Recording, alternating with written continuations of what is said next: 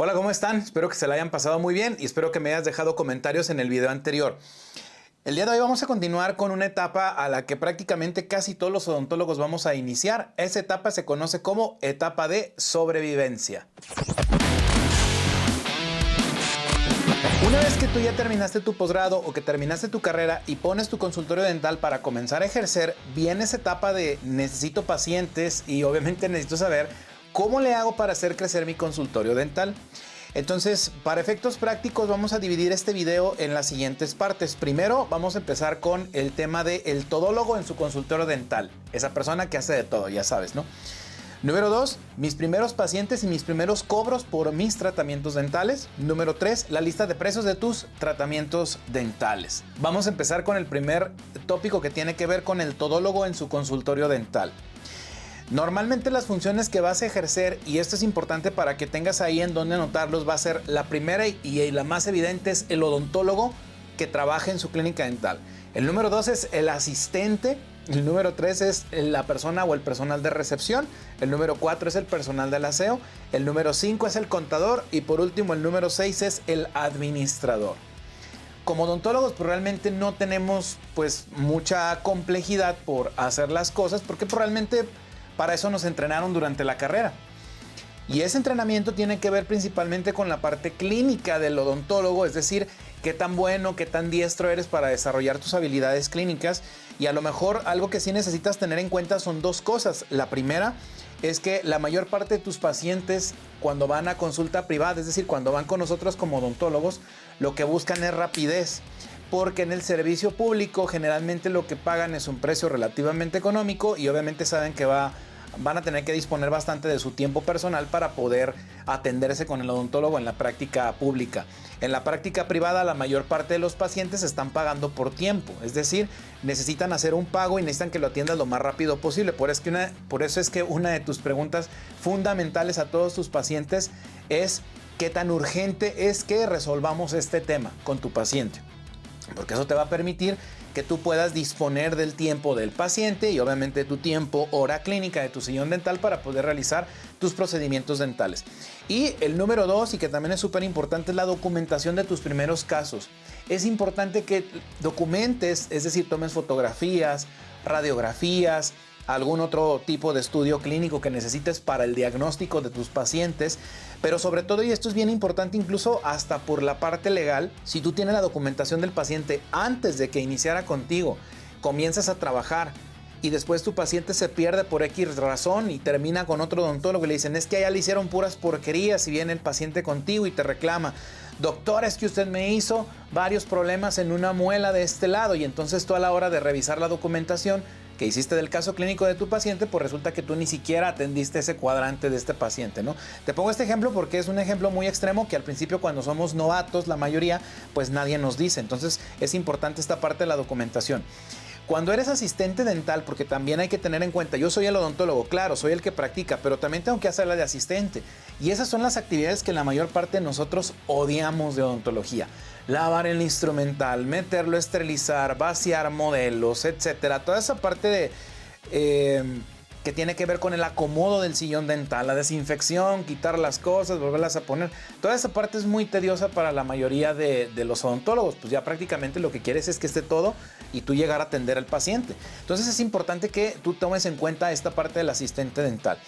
Y en la parte de la recepción también es importante tener en cuenta que la persona que está en recepción, que vas a ser también tú, por si no lo sabías, necesita tener el registro de la mayor parte de las actividades financieras de tu consultorio, principalmente lo que tiene que ver, y a grosso modo, ingresos y gastos.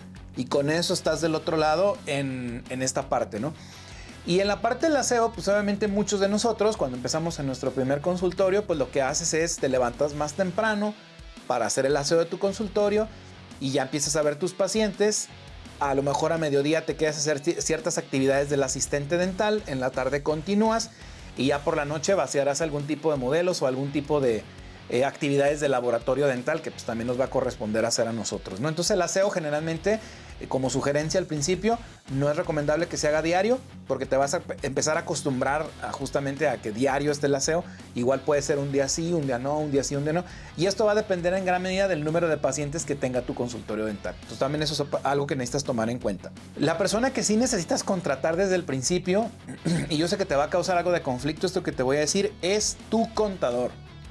Porque nosotros en cuanto egresamos no sabemos nada de contabilidad. De hecho, no te interesa saber nada de contabilidad. Pero es importante que tu contador o tu contadora que se encarga de apoyarte en las declaraciones de impuestos, pues sea una persona que tenga la posibilidad de comunicarse en tu idioma, ¿verdad? Tratando de trasladar el idioma contable a un idioma que puedas entender tú, para que sepa qué es lo que va a hacer y cuáles son esas actividades que va a realizar por ti. Entonces ese punto es importante. Y por último, el administrador. Necesito que le dediques al principio, tal vez no va a ser mucho tiempo, pero sí necesito que dediques tiempo a que hagas el análisis de los datos que procesa la persona que está en recepción, que en este caso también eres tú, ingresos y gastos, y que tengas ese tiempo para poder analizar qué es lo que le está sucediendo a tu consultorio dental. Es decir, en qué gasta, cuánto gasta, en qué gasta en el depósito dental, si estás pagando algún equipo, si pagas algún préstamo, cuántos ingresos tienes, cuáles son tus tratamientos estrella o cuáles son los tratamientos que más a lo mejor tus pacientes están requiriendo de parte tuya. Entonces, todo esto tiene que ver con el todólogo y la mayor parte de las actividades las haces tú, a excepción de la contabilidad. Vamos con el punto número 2. Como mencionamos anteriormente, la parte de la documentación es básica para la parte clínica.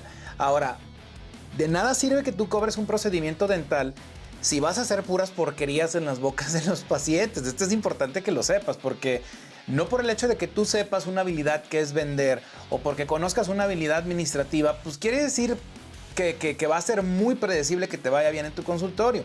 Necesitas que el producto principal, es decir, el tratamiento dental o el servicio que tú vas a ofrecer sea muy bueno. ¿Para qué? Para que ese servicio que vas a ofrecer dentro del consultorio dental lo puedas cobrar o lo puedas vender de alguna forma. Entonces, para esto, tú tienes que ofrecerle las mayores opciones de pagos a tus pacientes. Por ejemplo, ofrecer, claro, el pago en efectivo, claro, el pago en transferencia, pero sobre todo y lo más importante, muchos de nosotros actualmente pues ya no cargamos con tanto dinero en efectivo y prefieres estar pagando con algún tipo de plástico, tarjeta de crédito, tarjeta de débito. Por lo que es importante tramitar tu primera terminal bancaria. Ahora, ojo.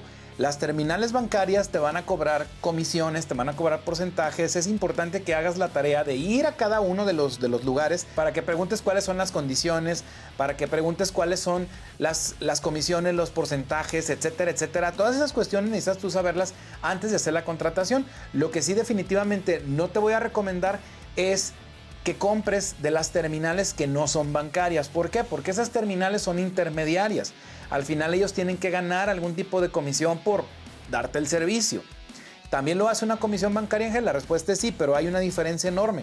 Las comisiones bancarias y los bancos están regidos por ciertas instituciones a nivel nacional que se encargan de regular tanto el pago de los impuestos como las comisiones, como un montón de aspectos que obviamente una terminal que te están rentando pues definitivamente no hace.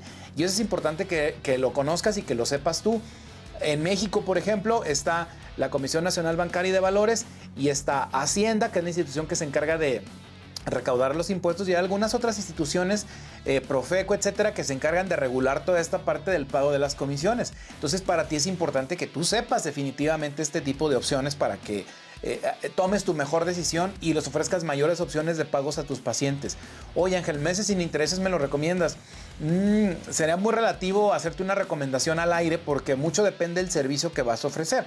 Si los servicios son, por ejemplo, de implantes, de prostodoncia o servicios a lo mejor de All on 4, ese tipo de cosas, pues a lo mejor sí valdrá la pena tener los meses sin intereses, porque tú sabes que van a ser a lo mejor cantidades ligeramente más altas que si el paciente te paga una endodoncia o si el paciente te llegara a pagar una resina. Entonces definitivamente eso te lo dejo a tu criterio, ¿no? Bajo ciertas condiciones tú puedes ofrecer la parte de los meses sin intereses, pero hay que tener cuidado con eso, ¿no? Y por último, dentro de las opciones de pago tú tienes que hacer los registros correspondientes y ese sería el siguiente aspecto. ¿Qué tengo que registrar, Ángel, de lo que me pagan los pacientes? Tienes que registrar absolutamente todo. Tienes que registrar el pago, el tipo de denominación, la fecha en la que se está capturando, quién lo está pagando, si dicho pago es parcial o ya es un pago total, o si es un abono, o si es un acumulado, etcétera. Todo eso lo tienes que escribir. Ahora, como sugerencia, ahorita, afortunadamente, pues tenemos la parte de hacerlo en un medio digital. Puede ser un programa de administración de pacientes o puede ser una simple hoja de Excel. Entonces, cualquiera de las dos opciones, la verdad es que son bastante válidas, pero sí hay que tenerlo, ¿no? Y el punto número 3, que sería la realización de mi lista de precios de tratamientos dentales. La lista de precios de tratamientos dentales es un tema en discusión incluso por muchos críticos, vamos a decirlo de alguna forma, que no están de acuerdo con esta parte del precio y que no sé qué, y que es que depende y que la evaluación. Mira, te voy a decir una sola cosa para que tú lo tomes en cuenta. Si la persona que se encarga de hacer los precios de los tratamientos dentales eres tú, cuando tú crezcas como clínica dental y empiezas a contratar más gente, ¿a quién diablos crees que le van a preguntar los precios de los tratamientos dentales? La lista de tratamientos dentales vas a ser tú. Y definitivamente el día que tú te vayas por vacaciones, por enfermedad, por lo que sea, pues te van a estar hablando, doctor, páseme el precio del implante, ¿no? Y entonces le preguntas obviamente a la recepcionista, ok, ¿y cuántas paredes fueron? ¿Usaron hueso? ¿Usaron injerto? Etcétera. Hay cantidad de variantes. Yo sé que hay muchas variantes en odontología, pero definitivamente entre menos variantes existan va a ser 1000 veces mejor, ¿sale? Entonces eso es algo que necesitas tener en cuenta. La lista de precios es una lista que no se va a mover. Si tú estipulas un precio de una resina en $50, ese va a ser el precio y no se va a mover absolutamente para nada. Se va a mover, y aquí es importante que lo sepas, cada año según la inflación. Y esto no es un invento mío, esto básicamente es que dependiendo de la inflación, pues es la cantidad de dinero que yo tengo disponible para poderme costear mi vida. Jitomates, cebollas, etcétera. Y evidentemente ahí entran los tratamientos dentales también. Entonces, eso es importante que lo sepas. Ahora, ¿cómo calculo el precio de mi tratamiento dental? Entonces, te voy a dar una orientación así muy general de cómo calcular el precio de tu tratamiento dental. Necesito calcular dos cosas. Primero, necesito calcular cuánto a mi empresa le cuesta hacer una endodoncia, una resina, ortodoncia, etcétera. Eso es importante. ¿Cuánto le cuesta a mi empresa por hora producir dicho servicio dental? Y número 2, ¿cuánto mi empresa tiene que gastar para comercializar dicho producto? Entonces, te paso más o menos así, a grosso modo, cómo sería, ¿no? Primero, tengo que calcular el gasto fijo por hora por sillón de mi clínica o mi consultorio dental. Número 2, tengo que calcular el gasto variable por hora de mi sillón o mi clínica dental. Número 3, tengo que calcular los insumos unitarios por cada uno de los procedimientos dentales. Es decir, para hacer una resina necesito resina, ácido grabador, necesito adhesivo, necesito primer, necesito microbrush, necesito diques, etcétera. Toda aquella materia prima que yo necesito forzosamente para poder producir una resina. De forma unitaria, sacar ese costo unitario. Número 4, las horas que voy a invertir a ese procedimiento dental, y aquí obviamente endodoncia no es la excepción.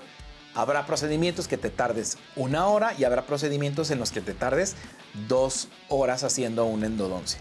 Doc, ¿y qué pasa si yo me tardo 46 minutos con 17 segundos? Güey, redondealo 1 hora, ya no vamos a entrar a discusiones de ese tipo.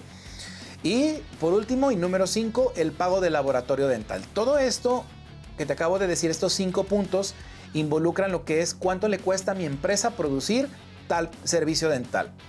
Ahora vamos con la parte del gasto empresarial, es decir, cómo comercializar mi servicio dental. Y aquí vienen también 5 puntos importantes. El primero es si tengo que pagar comisiones a alguien por realizar este procedimiento. Si no es el caso, evidentemente esto va en 0 pesos, 0 centavos.